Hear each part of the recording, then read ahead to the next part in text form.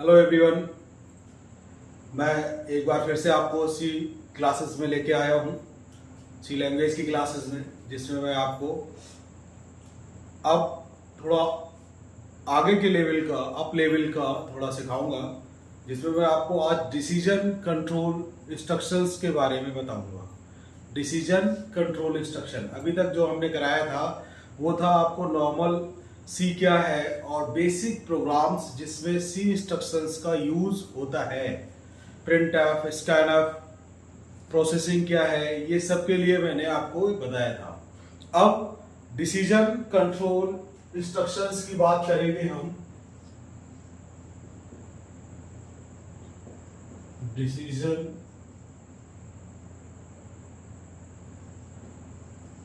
Control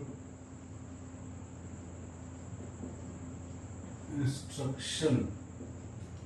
decision control instruction, decision control instructions क्या है? Decision control instructions वो instructions है जिनमें हम लोग कोई डिसीजन लेने की क्षमता रखते हैं। कोई भी लैंग्वेज, कोई भी भाषा में हम जो डिसीजन लेंगे वो किस में लेंगे, उसके लिए कई स्टेटमेंट्स यूज होते हैं। सबसे पहला है इफ स्टेटमेंट, दूसरा है आपका इफ एल्स स्टेटमेंट, तीसरा है इफ एल्स इफ स्टेटमेंट और स्विच स्टेटमेंट और गो टू स्टेटमेंट, जिनकी सहायता से, जिनकी हेल्प से आप कोई भी डिसीजन बना सकते हैं। सी लैंग्वेज के अंदर कोई भी डिसीजन आप बना सकते हैं कंप्यूटर के लिए। सी लैंग्वेज के अंदर वो कौन कौन से आपके इंस्ट्रक्शंस स्टेटमेंट्स हैं? पहला है if statement,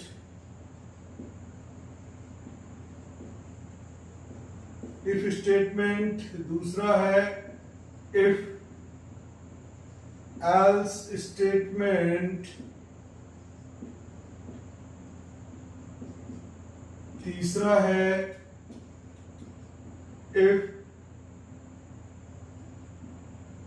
else if statement, चौथा है स्विच स्टेटमेंट, पांचवा है go to statement. Go to statement, तो ये दोनों जो है ये तो आपको प्योर डिसीजन कंट्रोल इंस्ट्रक्शंस हैं, लेकिन ये दोनों भी डिसीजन कंट्रोल इंस्ट्रक्शन कहलाते हैं। साथ में साथ ये केस कंट्रोल इंस्ट्रक्शंस भी कहलाते हैं। केस कंट्रोल इंस्ट्रक्शन भी कहलाते हैं, ठीक है। इनके साथ ही इनको हम क्या बोलेंगे?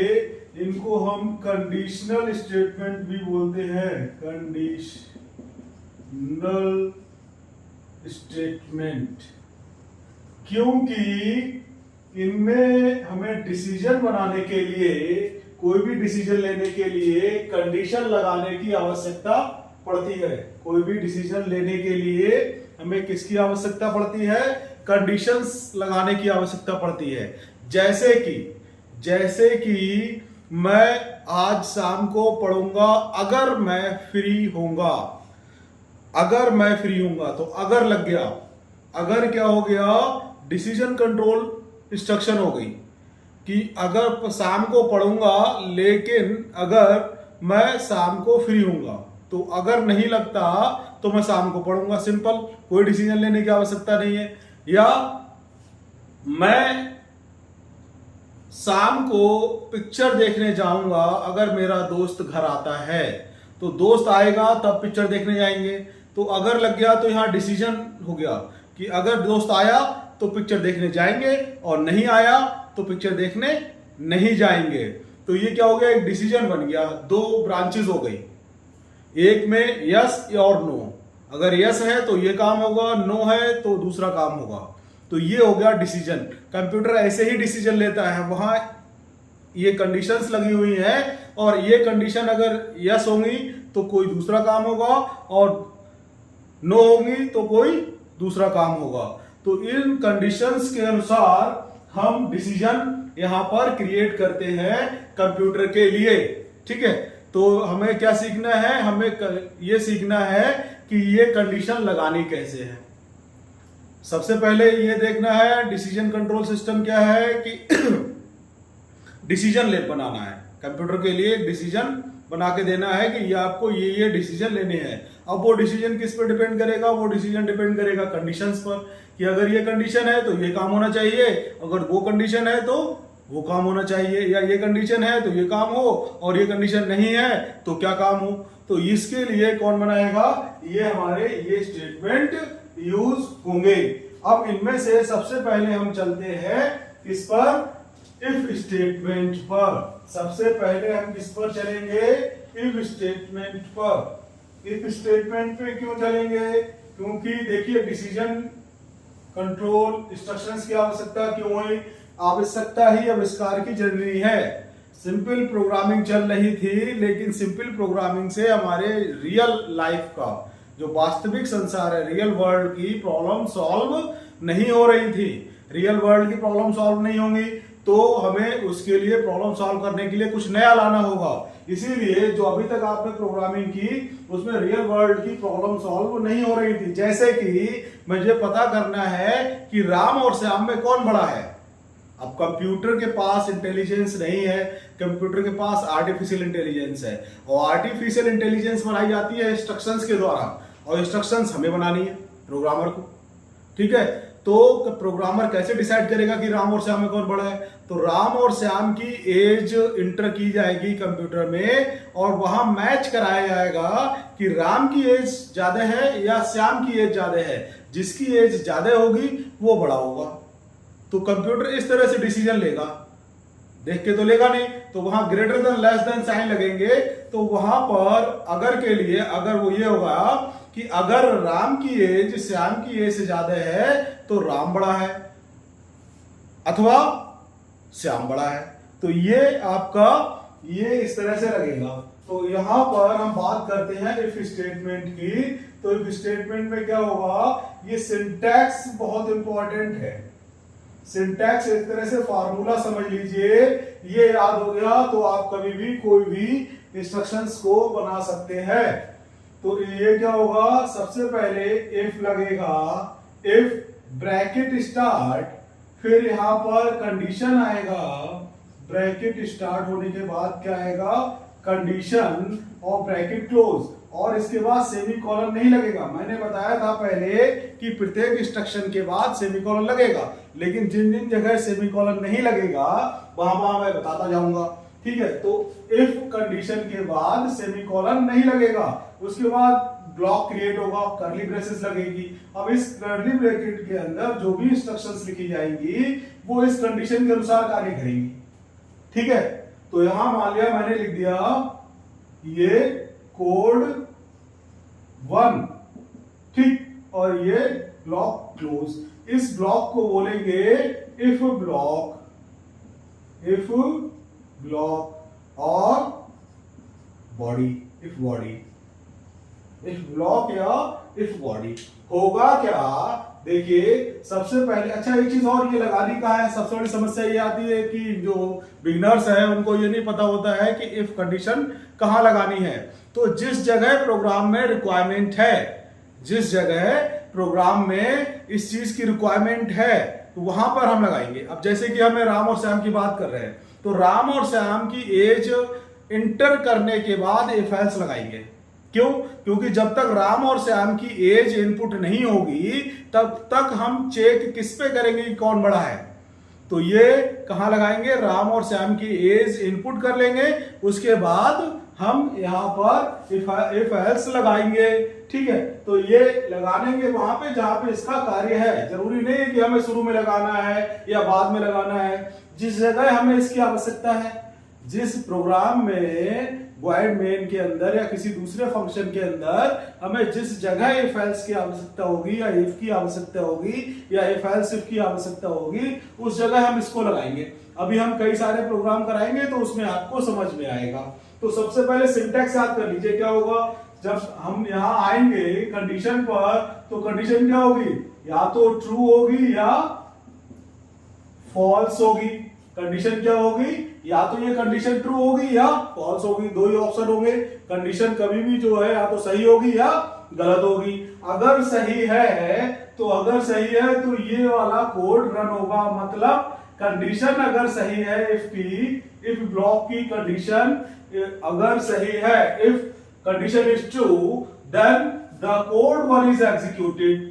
तब क्या होगा, कोड 1 एग्जीक्यूट होगा। मतलब इफ ब्लॉक के अंदर आपका कर्सर एंटर करेगा, इफ ब्लॉक के अंदर आपका कर्सर एंटर करेगा और इन इंस्ट्रक्शंस को रन कराएगा, इन इंस्ट्रक्शंस को रन कराएगा और रन कराने के बाद सीधे इफ ब्लॉक से बाहर आ जाएगा।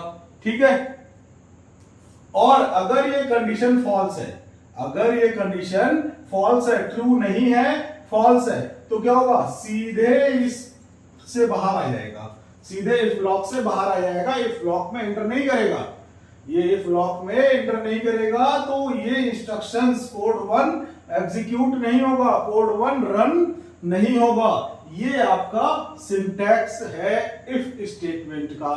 इसकी आवश्यकता वहां होती है जहां पर हमें कंडीशन ट्रू या ट्रू होने पर आंसर चाहिए, फॉल्स होने पर कुछ नहीं चाहिए, तब हम इफ स्टेटमेंट को लगाएंगे। इफ स्टेटमेंट को कहां लगाएंगे, जब हमें आंसर तब चाहिए जब कंडीशन ट्रू हो, और तब हमें आंसर चाहिए तो इफ स्टेटमेंट लगाएंगे। और अगर हमें दोनों पे चाहिए, इफ ट्रू पे भी आंसर चाहिए और फॉल्स पे भी आंसर चाहिए, तो इफ एल्स स्टेटमेंट लगाएंगे, वो अभी हम बताएंगे। अब जैसे कि मैं यहां एक प्रोग्राम बनाता हूं छोटा सा, void main int x is equal to 5 लिखा मैंने, और यहां पर हमने लगा दी condition if x is equal to 5, then print f number is equal to 5। ठीक है। और ये क्लोज, इफ ब्लॉक क्लोज, और यहां पर गेट ch, और ये क्लोज और ये मेन क्लोज। ठीक है। तो ये आपका क्या करेगा, नंबर इज 5 प्रिंट कराएगा। सबसे पहले यहां आएंगे, यहां x की वैल्यू 5 आएगी, यहां पर x की वैल्यू 5 हो गई, यहां पर आए। अब ये देखो, ये इज इक्वल टू में फर्क है। ये आपका कंडीशन रिलेशनल ऑपरेटर है, ये असाइनमेंट ऑपरेटर है। ये right to left value transfer करेगा, ये क्या करेगा, इक्वलिटी चेक करेगा। डबल इज इक्वल टू क्या करेगा, इक्वलिटी चेक करेगा। तो इक्वलिटी चेक करने के लिए x की वैल्यू 5 है और ये भी वैल्यू 5 है, तो ये क्या करेगा, ये कंडीशन ट्रू रिटर्न करेगा, ये कंडीशन ट्रू रिटर्न करेगा। जब ट्रू रिटर्न करेगा, मैंने अभी बताया, अगर ट्रू रिटर्न कर रहा है तो हम इफ के ब्लॉक में एंटर करेंगे। मतलब इफ का ब्लॉक क्या है, printf number is equal to 5, ये प्रिंट हो जाएगा और सीधे बाहर आ जाएगा। ठीक है। अब अगर यही हम अगर 6 कर दें, यहां पर हम क्या कर दें, यहां पर हम कर दें 6, 5 हटा के, तो क्या होगा, ये 6, x की वैल्यू 6 और 6 इज इक्वल टू 5। कंडीशन क्या हो गई, 6 बराबर है 5 के, तो कंडीशन हो जाएगी गलत, क्योंकि 6 कभी बराबर नहीं है 5 के। तो जब कंडीशन फॉल्स हो जाएगी तो यहां आएगा, नहीं आएगा, क्योंकि मैंने बताया कंडीशन अगर फॉल्स होगी तो इफ ब्लॉक से बाहर आ जाएगा सीधे, बिना ये इंस्ट्रक्शन रन कराए। फॉल्स होने पर यहां नहीं जाएगा, सीधे इफ ब्लॉक से बाहर आएगा। मतलब ये कंडीशन अगर फॉल्स हुई तो सीधे यहां से यहां आ जाएगा गेट ch पर, ये रन नहीं कराएगा, number is equal to 5 print नहीं कराएगा। तो ये हो गया आपका इफ स्टेटमेंट। ये क्या हो गया, इफ स्टेटमेंट हो गया। अब नेक्स्ट स्टेटमेंट की तरफ चलते हैं, इफ एल्स स्टेटमेंट। अब किसकी तरफ चलेंगे, इफ एल्स स्टेटमेंट की तरफ चलेंगे, उसमें देखेंगे अभी।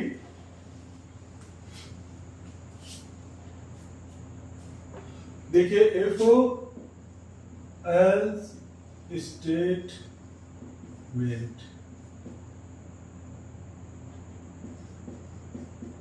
इफ एल्स स्टेटमेंट, इसमें देखिए क्या है। अभी तक मैंने अभी बताया था आवश्यकता ही आविष्कार की नहीं है। इसमें जो प्रॉब्लम थी वो क्या थी, इफ स्टेटमेंट पे कि अगर ट्रू कंडीशन है तब तो आंसर मिल रहा था, तब ये कोड रन हो रहा था, हमें आंसर मिल रहा था। लेकिन अगर कंडीशन फॉल्स है तो हमें इफ एल्स से कोई, इफ कंडीशन से कोई भी आंसर नहीं मिल रहा था, क्योंकि ये कोई भी कोड रन नहीं करा रहा था। ठीक है, गलत होने पर ये इससे बाहर आ रहा था, तो कोई भी आंसर नहीं मिल रहा था। हम चाह रहे हैं कि अगर कंडीशन गलत हो तब भी हमारा आंसर आए, कंडीशन अगर गलत हो तब भी हमारा आंसर आए, उसके लिए इफ एल्स स्टेटमेंट लगेगा। इफ एल्स स्टेटमेंट भी ऐसा ही है, उसमें भी इफ लगेगा सबसे पहले, फिर कंडीशन आएगा, कंडीशन के बाद कोड 1 रन होगा, और फिर इसके जब ये इफ क्लोज हो जाएगा, इसके ठीक बाद क्या आएगा, एल्स आएगा। और एल्स के बाद क्या आएगा आपका, एल्स के बाद कंडीशन नहीं आएगी, एल्स के बाद कंडीशन नहीं आएगी, सेमीकोलन नहीं आएगा, सीधे एल्स ब्लॉक क्रिएट होगा, और एल्स ब्लॉक में ये कोड 2 मान लिया हमने, ये रन होगा, और ये एल्स ब्लॉक क्लोज। ये क्या है, एल्स ब्लॉक, ये क्या है, एल्स ब्लॉक कहलाएगा, ये एल्स ब्लॉक कहलाएगा, ये ब्लॉक कहलाएगा, या ये बॉडी है तो ये एल्स बॉडी है। ठीक है, तो इनके लिए अब हमें देखना क्या होगा, कैसे कार्य, अगर ये कंडीशन ट्रू हुई, तो कोड 1 एग्जीक्यूट होगा, मतलब इफ ब्लॉक के अंदर आपका कोड जो है वो रन करेगा इस कंडीशन के अनुसार। कंडीशन अगर ट्रू होगी तो यहां आएगा कर्सर और इस कोड को रन करेगा, और रन करने के बाद सीधे यहां एल्स से बाहर आ जाएगा। देखो ये जो है एल्स से सीधे बाहर आ जाएगा, एल्स पर नहीं जाएगा। अगर कंडीशन ट्रू हुई तो क्या होगा, कोड 1 रन होगा, मतलब इफ ब्लॉक एग्जीक्यूट होगा, जब कंडीशन ट्रू होगी, और इसके बाद रन होने के बाद ये कर्सर जो है एल्स पर नहीं जाएगा, क्योंकि इसके नीचे लिखा है तब भी नहीं जाएगा, ये कहा जाएगा सीधे एल्स ब्लॉक से बाहर आ जाएगा, इसके नीचे आ जाएगा। ठीक है, और अगर कंडीशन फॉल्स हुई तो कोड 1 पर नहीं जाएगा, मतलब इफ ब्लॉक में एंटर नहीं करेगा कर्सर, सीधे कहां जाएगा, एल्स ब्लॉक पर जाएगा। कर्सर कहां जाएगा, कोड 1 रन नहीं कराएगा, अगर फॉल्स हुई तो कहां जाएगा, एल्स ब्लॉक पर जाएगा, और कोड 2 को रन कराएगा, और कोड 2 को रन कराने के बाद एल्स से बाहर आ जाएगा। ठीक है, तो ये आपका सिंटैक्स है इफ एल्स स्टेटमेंट का। यहां पर दोनों केसेस में आपको क्या मिल रहा है, आंसर मिल रहा है। कंडीशन ट्रू है तो इफ ब्लॉक का कोड रन होगा, और अगर कंडीशन फॉल्स है तो एल्स ब्लॉक का कोड रन होगा।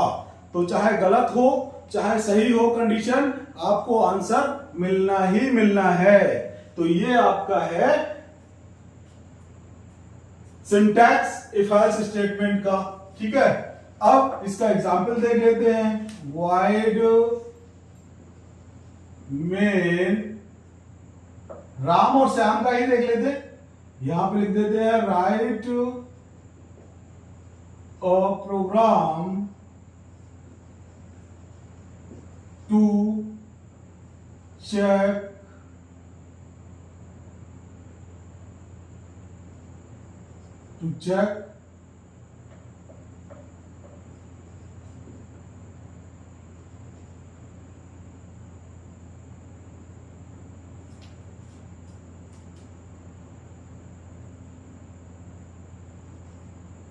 elder person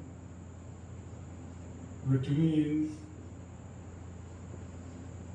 Ram and Shyam,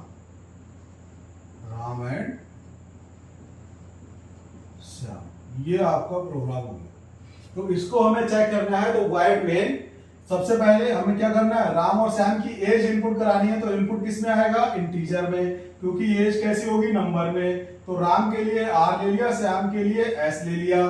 ठीक है, अब हम क्या करेंगे, एक मैसेज दे देंगे इनपुट लेने के लिए, प्रिंटर इंटर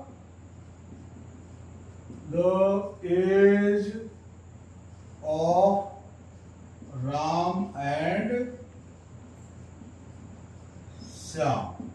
ये आपकी ये इंस्ट्रक्शन हो गई मैसेज का।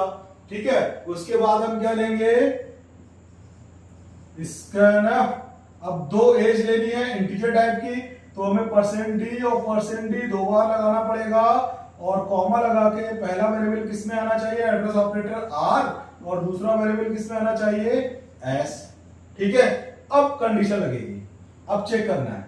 तो यहां क्या लगेगा, if R is greater than S, ये कंडीशन लग गई, R is greater than S, condition है ये। यहां देखो ट्रू या फॉल्स आएगा, अगर आर बड़ा होगा एस से तो ट्रू आएगा, और अगर एस बड़ा होगा आर से तो ये फॉल्स रिटर्न करेगा। तो अब यहां पे क्या होगा, बॉडी स्टार्ट इफ की, यहां पे क्या आएगा, print Ram is Elder, Ram is Elder, Ram बड़ा है। और अगर ये कंडीशन गलत हुई तो कहां जाएगा, एल्स पर। अब जब राम बड़ा नहीं है तो कौन बड़ा होगा, श्याम। तो कंडीशन लगाने की आवश्यकता नहीं है, श्याम इज एल्डर, क्लियर। और फिर गेट सी एच और ये क्लोज, ये आपका इफ ब्लॉक है, ये एल्स ब्लॉक है, और ये मेन ब्लॉक है। ठीक, तो ये आपका होगा। इसमें देखिए क्या है, सबसे पहले मेन पर आएंगे, यहां पर दो वेरिएबल डिक्लेयर करेंगे, एक राम की एज के लिए, एक श्याम की एज के लिए, और इंटीजर टाइप के होंगे क्योंकि एज नंबर में होगा। फिर हम एक मैसेज दे देंगे, enter the age of Ram and Shyam, ये मैसेज प्रिंट हो जाएगा। फिर क्या होगा, स्कैनर, क्योंकि दो इनपुट लेने हैं तो 2% ही लगेंगे। परसेंट ही क्यों लगेंगे, क्योंकि ये इंटीजर है, इंटीजर के लिए परसेंट ही लगता है। एड्रेस ऑपरेटर आर, पहली वैल्यू कहां जाएगी, आर में जाएगी, दूसरी वैल्यू कहां जाएगी, एस में जाएगी। आर राम की एज है और एस श्याम की एज है।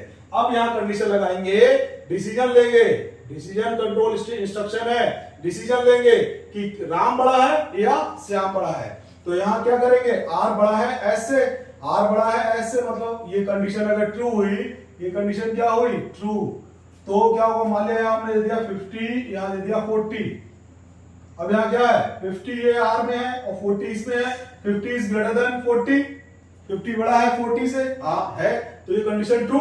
जब ट्रू है तो कहा जाएगा प्रिंटफ राम इज एल्डर, और यहां से सीधे बाहर, यहां से सीधे बाहर चला जाएगा, एल्स पर नहीं जाएगा।